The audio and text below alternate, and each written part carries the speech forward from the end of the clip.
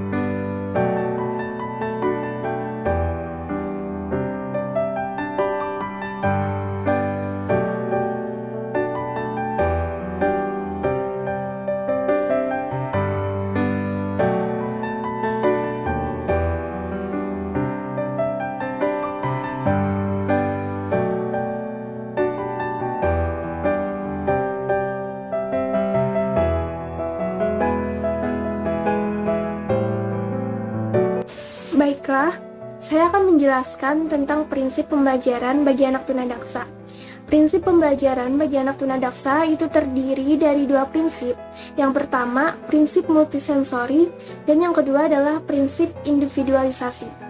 Nah, prinsip multisensori adalah prinsip pendidikan yang diberikan kepada anak tunadaksa dengan memanfaatkan seluruh sensori yang dimilikinya. Hal ini supaya stimulus yang tidak bisa diterima oleh anak dapat digantikan dengan anggota tubuh lain yang masih berfungsi dengan baik. Proses pendidikan anak dengan hambatan fisik dan motorik sedapat mungkin untuk memanfaatkan dan mengembangkan indera-indera yang ada dalam diri anak, karena banyak anak tunadaksa yang mengalami gangguan indera. Dengan pendekatan multisensori, kelemahan pada indera lain dapat difungsikan sehingga dapat membantu proses pemahaman dalam pembelajaran. Prinsip pembelajaran yang kedua adalah prinsip individualisasi. Prinsip individualisasi adalah prinsip pendidikan yang diberikan kepada anak tunadaksa berdasarkan kemampuan masing-masing anak. Individualisasi mengandung arti bahwa titik tolak layanan pendidikan adalah kemampuan anak secara individu. Model layanan pendidikannya dapat berbentuk klasikal dan individual. Dalam model klasikal, layanan pendidikan diberikan pada kelompok individu yang cenderung memiliki kemampuan yang hampir sama, dan bahan pelajaran yang diberikan pada masing-masing anak harus sesuai dengan kemampuan mereka masing-masing.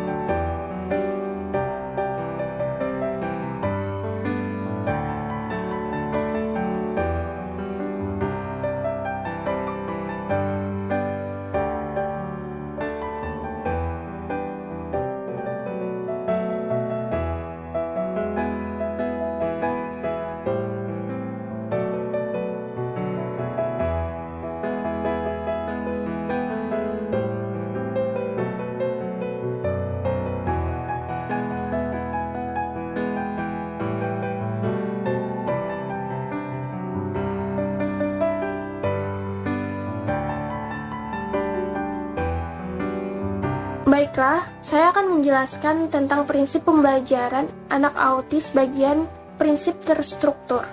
Nah, jadi pendidikan dan pengajaran bagi anak autis diterapkan prinsip terstruktur. Artinya, dalam pendidikan atau pemberian materi pengajaran dimulai dari bahan ajar atau materi yang paling mudah dan dapat dilakukan oleh anak. Setelah kemampuan tersebut dikuasai, maka ditingkatkan lagi ke bahan ajar yang setingkat di atasnya, namun merupakan rangkaian yang tidak terpisah dari materi sebelumnya. Baik, di sini saya akan menjelaskan mengenai prinsip terpola. Kegiatan anak autis biasanya terbentuk dari rutinitas yang terpola dan terjadwal, baik di sekolah maupun di rumah atau lingkungannya, mulai dari bangun tidur sampai kembali tidur. Oleh karena itu, dalam pendidikannya harus dikondisikan atau dibiasakan dengan pola yang telah teratur.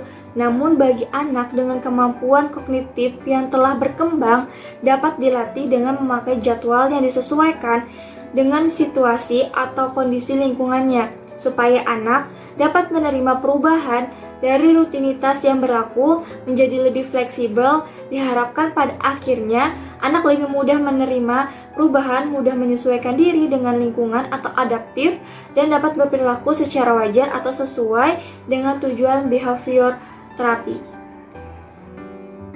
Selanjutnya, yang ketiga adalah prinsip terprogram. Prinsip dasar terprogram berguna untuk memberikan arahan dari tujuan yang diinginkan dicapai dan memudahkan dalam melakukan evaluasi. Prinsip ini berkaitan erat dengan prinsip dasar sebelumnya, sebab dalam program materi pendidikan harus dilakukan secara bertahap dan berdasarkan pada kemampuan anak, sehingga apabila target program pertama tersebut menjadi target program untuk yang kedua, demikian pula selanjutnya. Prinsip yang keempat adalah konsisten. Dalam pelaksanaan pendidikan dan terapi perilaku bagi anak autis, prinsip konsisten mutlak diperlukan. Artinya, apabila anak berperilaku positif, memberikan suatu respon positif terhadap suatu stimulus atau rangsangan, maka guru pembimbing harus cepat memberikan respon positif. Begitu pula apabila berperilaku negatif. Konsisten bagi guru pembimbing berarti tetap dalam bersikap, merespon dan memperlakukan anak sesuai dengan karakter dan kemampuan yang dimiliki masing-masing individu anak autis. Sedangkan arti konsisten bagi anak adalah tetap dalam mempertahankan dan menguasai kemampuan sesuai dengan stimulus yang muncul dalam ruang dan waktu yang berbeda. Orang tua pun dituntut untuk konsisten dalam pendidikan bagi anaknya, yakni dengan bersikap dan memberikan perlakuan terhadap anak sesuai dengan program pendidikan yang telah disusun bersama antara pembimbing dan orang tua sebagai wujud dari generalisasi pembelajaran di sekolah maupun di rumah. Yang kelima adalah prinsip kontinu. Pendidikan dan pengajaran bagi anak autis sebenarnya tidak jauh berbeda dengan anak-anak pada umumnya. Maka prinsip pendidikan dan pengajaran yang berkesinambungan juga mutlak diperlakukan bagi anak autisme. Kontinu di sini meliputi kesinambungan antara prinsip dasar pengajaran, program pendidikan, dan pelaksanaannya. Kontinu dalam pelaksanaan pendidikan tidak hanya di sekolah, tetapi juga harus ditindaklanjuti untuk kegiatan di rumah dan lingkungan sekitar anak. Kesimpulannya, terapi perilaku dan pendidikan bagi anak autisme harus dilaksanakan secara berkesinambungan, simultan, dan integral atau menyeluruh dan terpadu. Baiklah, sekian dari kami. Salah hilaf mohon maaf. Wassalamualaikum warahmatullahi wabarakatuh.